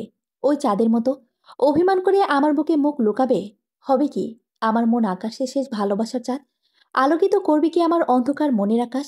কথাগুলো বলে অত্র উত্তরের আশায় আভার দিকে তাকিয়ে থাকে। তারপর আভা বলে, অত্র, মজা করার একটা লিমিট থাকে। তুমি কি পাগল হয়েছ? আমি মজা করছি না আভা। আমি সত্যি তোমাকে ভালোবেসে ফেলেছি। সবকিছু জানার পরে তুমি এসব বলছো কি করে? আমার তো এটা মজা বা পাগলামি ছাড়া কিছুই মনে হচ্ছে না। তুমি খুব ভালো করেই জানো আমি রাজ্যকে ভালোবাসি। আমি কখনো ওর জায়গা অন্য কাউকে দিতে পারবো না। আর আমার ভালোবাসাকে ভুলে গিয়ে আমি তোমাকে ভালোবাসবো এটা তুমি ভাবলে কি করে? আমি তোমাকে সবচেয়ে প্রিয় বন্ধুর জায়গা দিয়েছিলাম। ভেবেছিলাম তুমি হয়তো আমাকে বুঝো। কিন্তু এখন আমার ভাবনাটা পুরো পাল্টে গেল। তুমি স্বার্থপরের মতো শুধু নিজের কথাটাই ভাবলে। একবার আমার কথা চিন্তা করলে না যে আমার মনের উপর কতটা প্রেশার পড়বে। এতদিন ভাবতাম দুনিয়ায় একজন হলেও আছে যে আমাকে বুঝে। কিন্তু আজ থেকে ভাববো আমাকে বোঝার মতো দুনিয়াতে কেউ নেই। এসব বলে আভা রেগে ছাদ থেকে চলে গেল। আভা শোনো। অত্র আভার পিছে পিছে ওদের রুমে গেল। আভা, আমি জানি তুমি রাজ্যকে ভালোবাসো। আর আমি কখনো ওর জায়গা চাই না। ও তোমার প্রথম ভালোবাসা ছিল, যেমনটা আমি আফরাকে ভালোবেসেছিলাম। কিন্তু দেখো, আমিও পেরেছি শেষবারের মতো তোমাকে ভালোবাসতে। আফরা আমার প্রথম ভালোবাসা ছিল, কিন্তু তুমি আমার শেষ ভালোবাসা। তুমি আমার ভালো থাকার শেষ অবলম্বন। তোমাকে খুব ভালোবেসে ফেলেছি আভা। তোমাকে ছেড়ে বেঁচে থাকা অসম্ভব। রাজ্য হয়তো তোমাকে এমন দুঃখে থাকতে দেখে কষ্ট পাচ্ছে। প্লিজ আভা, বোঝার চেষ্টা করো। আমরা পারি না সুন্দর একটা সংসার সাজাতে? অত্র আভার হাত ধরে কথাগুলো বলল। তুমি কেন বুঝছো না অত্র? আমার পক্ষে রাজ্য ছাড়া অন্য কাউকে ভালোবাসা সম্ভব না। তুমি তো আমার সবচেয়ে ভালো বন্ধু। তুমি কেন এমন করছো অত্র? তুমি বলে দাও, একটু আগে যা বলেছো সব মিথ্যা, সব সত্যি আভা। আমি তোমাকে সত্যিই খুব ভালোবাসি। আমি চাই আমাদের সম্পর্কটা আরো বাড়ুক। এটা বলে অত্র আভাকে জড়িয়ে ধরল। আর হৃস্পন্দন শুনো আভা, শুধু একটা ধ্বনি শুনতে পাবে। ভালোবাসি আভা, ভালোবাসি। অত্রর এমন কাণ্ড দেখে আভার রাগ চরমে পৌঁছালো। অত্রকে ধাক্কা দিয়ে ঠাস করে একটা চট দিয়ে বসলো আভা। তোমাকে আমি বিশ্বাস করেছিলাম অত্র, আর তুমি কিনা নিজের আসল রূপ দেখিয়ে দিলে। আমরা কি ভালো বন্ধু হয়ে সারাটি জীবন কাটাতে পারতাম না অত্র? আর তুমি ভালোবাসা বলতে কি বোঝাতে চাইছো? ফিজিক্যাল রিলেশনকে? কি বলছো কি এসব? চুপ করো প্লিজ। আমার পবিত্র ভালোবাসাকে এভাবে ছোট করো না আভা। ও, এখন শুনতে খারাপ লাগছে। সত্য কথা সবসময় তেতোই লাগে। আগেই বলতে পারতে যে তোমার বন্ধু তো নয়, বরং শরীর চায়। আভা, তোমার কি মাথা খারাপ হয়ে গেছে? কিসব বলছো? প্লিজ চুপ করো। কেন চুপ করব? আজ তোমার মুখোশ খুলে গেছে। আমি আর তোমাকে বিশ্বাস করি না। তুমি একটা লম্পট চরিত্রহীন অর্থ। চুপচাপ শান্ত দৃষ্টিতে আভার দিকে তাকিয়ে আছে। আভার রাগে দুঃখে সারা শরীর কাঁপছে। ওকে আজ থেকে তোমার সাথে বন্ধুত্বের সম্পর্ক আমি শেষ করে দিলাম। আমি তোমাকে ঘৃণা। এটা বলার সাথে সাথেই অত্র আভার ঠোঁটে ঠোঁট ডুবিয়ে দেয়। অত্র আভার দুহাত শক্ত করে ধরে আবার ঠোঁটে কিস করে যাচ্ছে। আভা একটুও নড়তে পারছে না। 5 মিনিট পর অত্র আভাকে ছেড়ে দেয় সাথে সাথে। আভা অত্রের গালে ঠাস ঠাস করে চর বসিয়ে দেয়। চর খেয়ে অত্রের কোনো পরিবর্তন হলো না, বরং আরও রেগে চিল্লিয়ে বলল, তুমি আমাকে মারো আর যাই করো, ভালোবাসি তোমাকে। আর আজ তোমাকে আমার করেই ছাড়ব, সেটা আপোষ হোক বা জোর করে হোক। বলেই আবার হাত ধরে বিছানায় ফেলে দিল। দেখো অত্র, সব কিছুর একটা লিমিট থাকে। পাগল হয়ে গেছো তুমি। আমাকে যেতে দাও। আমি আদ্রিতার কাছে যাব, তোমার মাথা ঠিক নেই। রাগে তুমি জ্ঞানশূন্য হয়ে গেছো। হ্যাঁ, আমি পাগল হয়ে গেছি। যে কোনো মূল্যে আমার তোমাকেই চাই। এখনো সময় আছে আভা।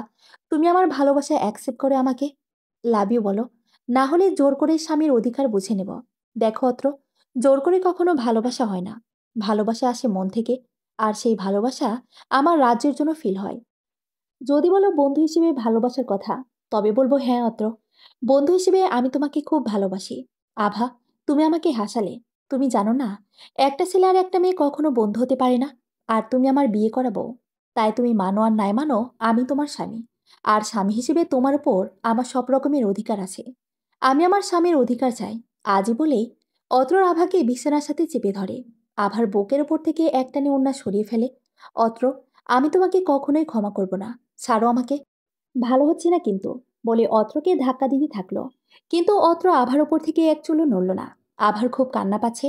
তারপর আভা মা বাঁচাও বলে জোরে একটা চিৎকার দিতেই অত্র আভার ঠোঁটে ঠোঁট ডুবিয়ে দেয়। আভার শত বাধা দেওয়া সত্ত্বেও অত্র আভার কোনো কথা শুনল না।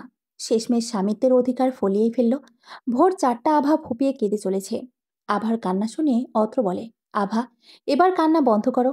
আমি ভুল কিছু করিনি। তোমাকে অনেক ভালোবাসি। তাই তোমাকে নিজের করে পাওয়ার জন্য এসব করেছি, যাতে তুমি আমাকে কখনো ছেড়ে না যাও। আজ আমাদের স্বামী স্ত্রীর সম্পর্ক পূর্ণতা পেয়েছে। এবার আমার বুকে এসো আর ঘুমিয়ে পড়ো। এটা বলে অত্র আভাকে হাত ধরে টান দেয়। খবরদার বলছি, ছবি না আমাকে। আর কিসের স্বামী স্ত্রীর সম্পর্কের কথা বলছিস? যেখানে স্ত্রীর অনুমতি ছাড়া তাকে টাচ করা নিষেধ, সেখানে তুই? ছি! অত্র, তোর মুখ দেখতেও আমার ঘৃণা হচ্ছে। একজন ধর্ষক আর তোমার মধ্যে কোনো তফাৎ নেই। আভা, কি বলছো এসব? আমি তোমাকে ভালোবাসি, তাই তোমাকে নিজের করে পাওয়ার জন্য এসব করেছি। যদি সত্যি তুই আমাকে ভালোবাসতি, তাহলে আমার ইচ্ছের বিরুদ্ধে এসব করতি না। আমার ইচ্ছের মূল্য দিতি। আর কারো ইচ্ছে বিরুদ্ধে তার সাথে এসব করা ধর্ষণের সমান। সকাল হলে আমি এই বাসা ছেড়ে চলে যাব। কারণ তোর মতো একটা জঘন্য লোকের সাথে একই বাসায় থাকা আমার পক্ষে সম্ভব নয়। সত্যি, তুমি আমাকে মেনে নেবে না? কখনোই না। কান খুলে শোনেনি। আগে আমি তোকে বন্ধু হিসেবে ভালোবাসতাম, কিন্তু এখন শুধুই ঘৃণা করি। তোর মুখ দেখার থেকে মরে যাওয়া অনেক ভালো। ওকে, তোমাকে আমার মুখ দেখতে হবে না। আর মরতেও হবে না। আজ থেকে তুমি আর আমার মুখ দেখবে না। তোমার যদি মনে হয় অন্যায় আমি করেছি, তাই শাস্তিটাও আমারই প্রাপ্য। এটা বলে অত্র ফ্রেশ হয়ে গাড়ির চাবি নিয়ে কাউকে কিছু না বলেই বাসা থেকে বের হয়ে যায়। অত্র চলে যাওয়ার কিছুক্ষণ পরে আভা উঠে ওয়াশরুমে চলে যায়। তারপর শাওয়ার ছেড়ে দিয়ে নিচে বসে কান্না করতে করতে ভাবতে থাকে, কেন বারবার তার সাথে এমন হয়। প্রথমে যাকে ভালোবাসলো, সে তাকে ভুল বুঝে দুনিয়া ছেড়ে চলে গেল। আর যাকে সবচেয়ে কাছের বন্ধু ভেবে নতুন করে বাঁচতে চাইল, সেও তার সাথে এরকম একটা কাজ করলো। তার বিশ্বাস ভরসা সব ভেঙে দিল। কিছুক্ষণ এভাবে থাকার পর আভা চেঞ্জ করে ওয়াশরুম থেকে বের হয়ে ব্যালকনিতে গিয়ে দাঁড়ায়। কিন্তু কোথাও যে শান্তি পাচ্ছে না। তার শুধু বারবার মনে হচ্ছে, অত্র কিভাবে তার সাথে এসব করতে পারলো। এসব ভাবতে ভাবতে অনেকটা বেলা হয়ে যায়। এত বেলা হয়ে গেছে তবুও অত্র আর আভা নিচে নামছে না দেখে অত্রের মা ওদের ডাকতে উপরে আসে। আভা, অত্র, তোরা কোথায়? তাড়াতাড়ি খেতে আয়। রুমে ঢুকে কাউকে না দেখতে পেয়ে অত্রের মা অবাক হয়। তারপর ব্যালকনিতে গিয়ে দেখে আভা দাঁড়িয়ে আছে। কি রে, কখন থেকে ডাকছি শুনতে পাচ্ছিস না? অত্রের মায়ের ডাকে আভা চমকে উঠে পেছনে তাকায়। কি রে, এভাবে তাকিয়ে আছিস কেন? আর তোর চোখ মুখ কেমন লাগছে কেন? আর অত্র কোথায়? ওকে রুমে দেখছি না যে। অত্রের মায়ের প্রশ্ন শুনে আভা কি বলবে কিছুই বুঝতে পারছে না। আভা ভাবতে ভাবতেই অত্রের মা আবার প্রশ্ন করে, কি রে, চুপ করে আছিস কেন? আসলে মা, আপনার ছেলে সকালে উঠে কোথায় জানি গেছে, আমাকে কিছু বলে যায়নি। কি বলছিস? ও তো কখনো এরকম করে না। আর যত ইম্পর্টেন্ট কাজই থাকুক না কেন, ও ঠিকই আমাকে বলে যায়। আচ্ছা ঠিক আছে, তুই খেতে আয়। অত্র আসলে জিজ্ঞেস করা যাবে যে কোথায় গিয়েছিল। এটা বলে অত্রের মা নিচে চলে যায়। খাবার টেবিলে বসে আভার গলা দিয়ে খাবারই নামছে না, তবুও মতে অল্প একটু খেয়ে ওপরে চলে আসে। আভা কিছুতে নিজের মনকে শান্ত করতে পারছে না। অত্র কেন ওর সাথে এমন করলো? এদিকে সারাদিন চলে গিয়ে রাত হয়ে যায়, তবুও অত্র বাসায় ফিরে না। অত্রের মা এসে আভাকে বলে, মা, অত্র তোকে ফোন করেছিল নাকি? ও তো সারাদিন বাসায় ফিরল না, কল দিচ্ছিল ফোন বন্ধ বলছে। আমার খুব চিন্তা হচ্ছে রে, ওর কোনো সমস্যা হয়নি তো? মায়ের কথা শুনে প্রথমে আমার এটা নিয়ে কোনো মাথা ব্যথা না থাকলেও এখন বেশ চিন্তা হচ্ছে। আমি কোনো রকমভাবে মাকে বুঝিয়ে সুঝিয়ে ঘুমাতে পাঠালাম, আর আমি সারা রাত একটু ঘুমাতে পারলাম না। এখন শুধু অত্রের কথা মনে পড়ছে। আসলেই তো, এভাবে নিজের জেদ ধরে রেখে অত্রের জীবন নষ্ট করার কোনো অধিকার নেই আমার। আমি অত্রের বিয়ে করাবো। আর বিয়ে হলো একটা পবিত্র বন্ধন, যেটা আল্লাহ নিজে তৈরি করে দিয়েছেন। তাই সে চাইলেও এই পবিত্র সম্পর্কে অস্বীকার করতে পারে না। আর আমার ওপর অত্রের সব অধিকারই রয়েছে। সকাল হয়ে গেল, এখনও অত্র বাসায় ফেরেনি। এখন আমার নিজেরই অনুশোচনা হচ্ছে, আর একটা হারানোর ভয় আমাকে তাড়া করে বেড়াচ্ছে। আমার নিজের ভুলের জন্য আমি রাজ্যকে হারিয়েছিলাম। এখন এই ভুলের জন্য অত্র আমার জীবন থেকে হারিয়ে যাবে না তো? না, এটা কিছুতেই হতে পারে না। আমার আগের ভুলটা শুধরানোর সুযোগ আমি পাইনি, কিন্তু আমার এই ভুলটা আমি ঠিকই শুধরে নেব। যেভাবে হোক অত্রকে আমি ফিরিয়ে আনবই। আমার মনের কোথাও একখানে আমি অত্রের জন্য ভালোবাসা অনুভব করতে পারছি। অত্র ঠিকই বলেছিল, সবার জীবনে প্রথম ভালোবাসা অনেকাংশে পূর্ণতা পায় না, কিন্তু শেষ ভালোবাসা সারা জীবন রয়ে যায়। হ্যাঁ, আমিও শেষবারের মতো অত্রকে ভালোবাসতে চাই। এদিকে বাসার সবাই চিন্তিত। সবাই অত্রকে একের পর এক ফোন দিয়ে যাচ্ছে, কিন্তু অত্রের নাম্বার বন্ধ। অন্যদিকে আভার করুণ অবস্থা। সে অত্রকে ছাড়া কিছু ভাবতেই পারছে না। বারবার শুধু অত্রের সঙ্গে কাটানো মুহূর্তগুলো মনে পড়ছে। আর সে এটাও বুঝতে পারছে অত্রকে ছাড়া এক মুহূর্ত থাকা তার পক্ষে সম্ভব না। তাই সে কান্না করছে আর বলছে, প্লিজ অত্র, একটাবার আমার কাছে ফিরে এসো। আমি কথা দিচ্ছি, আমি তোমার সব কথাই রাখবো। এভাবে 3 দিন পার হয়ে যায়, তবুও অত্রের কোনো খোঁজ পাওয়া যাচ্ছে না। হঠাৎ দুপুরের দিকে আবার ফোনে একটা আননোন নাম্বার থেকে কল আসে। আভা কলটা রিসিভ করতেই ওপাশ থেকে কেউ বলে ওঠে, হ্যালো, আপনি কি আভা বলছেন? জি, আপনি কে? আপনি আমাকে চিনবেন না, আমি অত্রের বন্ধু শুভ বলছি। আদ্রিতার কাছ থেকে আপনার নাম্বারটা নিলাম। আসলে ভাবি, অত্র, কি হয়েছে অত্রের? কোথায় আছে ও? ও ঠিক আছে তো? ওর কিছু হয়নি তো? আরে ভাবি, এত ভয় পাবেন না, ওর কিছুই হয়নি। আপনাদের বাসা থেকে কিছুটা দূরে যে এতিমখানাটা আছে, অত্র ওখানেই আছে। আমাদের কারো কথা শুনছি না, তাই প্লিজ আপনি আসুন। ওকে, আমি এক্ষুনি আসছি। ফোনটা কেটে দিয়েই আভা বাসা থেকে বের হয়ে যায়। তারপর একটা ট্যাক্সি নিয়ে ওই এতিমখানায় চলে যায়। গিয়ে দেখে সেখানে কোনো মিলাদের আয়োজন করা হয়েছে, কিন্তু কিসের মিলাদ সেটা বুঝতে পারছে না। হঠাৎ এতিমখানার একটা গাছের নিচে আভা অত্রকে দেখে ছুটে গিয়ে অত্রের সামনে দাঁড়িয়ে হাঁপাতে থাকে। হঠাৎ কেউ সামনে এসে দাঁড়াতেই অত্র মুখ তুলে তাকায়, কিন্তু আভাকে দেখে আবার মুখটা নামিয়ে নেয়। তুমি এখানে, আর বাসার সবাই তোমার জন্য কত টেনশন করছে জানো? আমার মতো একটা চরিত্রহীন জন্য এত টেনশন করার কি আছে? আর তুমি এখানে এসেছো কেন? এত কথা না বলে এখন চলো আমার সাথে বাসায়।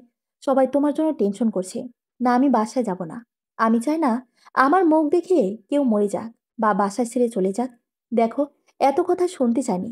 যেটা বলেছি সেটা করো। চলো আমার সাথে। বলে আভা অত্রের হাত ধরে টানতে থাকে। এমন সময় একটা হুজুর এসে অত্রকে বলল, চলুন, মিলাদের সব ব্যবস্থা হয়ে গেছে। এবার মিলাদ শুরু হবে। সবাই আপনার জন্য অপেক্ষা করছে। আচ্ছা চলুন। এটা বলে অত্র ওই লোকটার সাথে চলে গেল। আভা অত্রের পিছে পিছে গিয়ে মিলাতে বসা লোকদের থেকে একটু দূরে দাঁড়ালো। মিলাদের বসে হুজুরটা অত্রকে জিজ্ঞেস করলো, মিলাদটা কার নামে হবে? রাজ্যর। দূর থেকে নামটা শুনেই আভা চমকে ওঠে, আর ভাবে অত্র রাজ্যের জন্য মিলাদ কেন দিচ্ছে। মিলাদ শেষ হলে অত্র আবার সেই গাছের কাছে গিয়ে বসে। আভা গিয়ে জিজ্ঞেস করে, তুমি রাজ্যের নামে মিলাদ কেন দিলে? আজ রাজ্যের মৃত্যুবার্ষিকী, কেন তোমার মনে নেই? তুমি তো আমাকে বলেছিলে। অত্রের উত্তর শুনে আভা থমকে যায়। আজ রাজ্যের মৃত্যুবার্ষিকী, অথচ অত্রের কথা ভেবে ভেবে আমি এটা কিভাবে ভুলে গেলাম। তুমি যাকে ভালোবেসেছিলে এখন সে তোমার অতীত, আর আমি তোমার বর্তমান।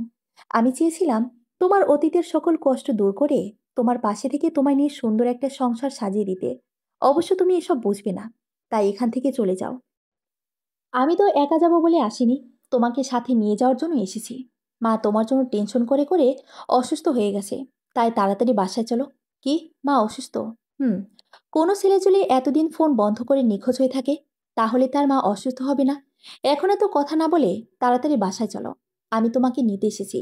আমি চাই তুমি এখনই আমার সাথে বাড়ি ফিরে যাবে। আচ্ছা তুমি যাও, আমি আসছি। আসছি নয়, এখনই আমার সাথে যেতে হবে। আরে, তুমি গাড়ির কাছে যাও, আমি চাবি নিয়ে আসি। আচ্ছা ঠিক আছে। তারপর ওরা ওখান থেকে সোজা বাসায় চলে আসে। অত্র আভা বাসায় ফিরতেই অত্রের মা দৌড়ে অত্রের কাছে এসে হাউমাউ করে কান্না শুরু করে দিল। কোথায় গিয়েছিলি বাবা, কাউকে কিছু না বলে? তুই জানিস কত চিন্তায় ছিলাম আমরা। তোর বাবা তো অসুস্থ হয়ে প্রায়। আভা তো খাওয়া দাওয়া সব ছেড়েই দিয়েছে। মা, এই দেখো আমি ঠিক আছি। সরি মা, আর এমন করব না। তুমি কান্না থামাও প্লিজ। এই দেখো কান ধরেছি। থাক, অনেক হয়েছে। খেয়েছিস? কেমন শুকিয়ে গেছে আমার ছেলেটা। আভা মা, তোরা টেবিলে গিয়ে বস, আমি তোদের খাবার দিচ্ছি। মা, আপনিও বসুন। আমরা সকলে একসাথে বসে খাই। অনেকদিন পর আজ সবাই একসাথে খাবার খেলাম। আজ মনটা অনেক হালকা লাগছে। অবশেষে ভালোবেসে ফেলেছি অত্রকে। কিন্তু অত্রর কি হলো? সবার সাথে হেসে হেসে কথা বলেও আমার দিকে ফিরেও তাকাচ্ছে না কেন? ওকে একবার রুমে চলো, তারপর দেখছি। সবাই দুপুরের খাওয়া দাওয়া শেষ করে যে যার রুমে চলে আসে। অত্র রুমে আসতে আভা অত্রের পিছু পিছু রুমে চলে আসে। রুমে ঢুকেই আভা পিছন থেকে অত্রের হাত ধরে সামনে ঘুরিয়ে অত্রের কলার ধরে বলে, এই, সমস্যা কি তোমার? আমাকে ইগনোর করছো মনে হচ্ছে। দেখি আভা, ছাড়ো আমাকে। আমি ফ্রেশ হতে যাব। না, আগে বলো, আমার উপর রেগে আছো? আভা, সেদিনের ভুলের জন্য সরি। আমার তখন এমন করা উচিত হয়নি। একটু বেশি অধিকার দেখিয়ে ফেলেছিলাম। আসলে অধিকার শুধু তারই উপরই দেখানো যায় যে আপন। মনে করে যাই হোক, আমার এই ভুলের জন্য তুমি প্লিজ এই বাসা ছেড়ে যেও না। কারণ বাবা মা তোমাকে নিজের মেয়ের মতো মনে করে। তাই তুমি যদি এভাবে বাসা ছেড়ে চলে যাও, তাহলে তারা খুব কষ্ট পাবে। তাই যতই খারাপ হয়, আমার বাবা মা কিন্তু খারাপ নয়। তাই অন্তত তাদের কথা ভেবে এখানে থেকে যাও। আমি কথা দিচ্ছি, এখন থেকে আমি আর কখনো তোমাকে বিরক্ত করতে আসবো না। কথাগুলো বলে আভাকে সরিয়ে দিয়ে অত্র ওয়াশরুমে চলে গেল। অত্রের এমন ব্যবহারে আভা তো আকাশ থেকে পড়ল। আভা একটা মুচকি এসে বলল, বুঝেছি, আমার বরটা আমার ওপর অভিমান করেছে। ওকে, দোষ যখন আমি করেছি, তাহলে অভিমানটাও আমি ভাঙাবো। অত্র ফ্রেশ হয়ে এসে শুয়ে পড়ল। আভা ফ্রেশ হয়ে এসে দেখে অত্র কপালে হাত দিয়ে চোখ বন্ধ করে শুয়ে আছে। এটা দেখে আভার মাথায় একটু দুষ্ট বুদ্ধি খেলে গেল। সে গিয়ে টুপ করে অত্রের বুকের ওপর শুয়ে পড়ল। এই, কি করছো? আমি অত্র তোমার বিছানা না। সরো আমার উপর থেকে। কেন? সেদিন তো বলেছিলে। আভা, এখন আমার বুকে এসে শুয়ে ঘুমিয়ে পড়ো। সেদিনের ভুলের জন্য তো আপনার কাছে হাজারবার ক্ষমা চেয়েছি। এখন কি আপনার পা ধরে ক্ষমা চাইতে হবে? ওহো, পা ধরে ক্ষমা চাইতে হবে না। আপাতত একটু আদর করে দিলেই চলবে। কি? অত্র অবাক হয়ে আভার দিকে তাকিয়ে আছে। আর আভা এই ফাঁকে অত্রের ঠোঁটে একটা চুমু দিয়েই দৌড়ে আদ্রিতার রুমে চলে গেল। এদিকে অত্রের মাথায় কিছুই ঢুকছে না। সে শুধু ভাবছে, আভার হলোটা কি? সেদিনের ঘটনায় মানসিক আঘাত পেয়ে আভা পাগল টাগল হয়ে গেল নাকি?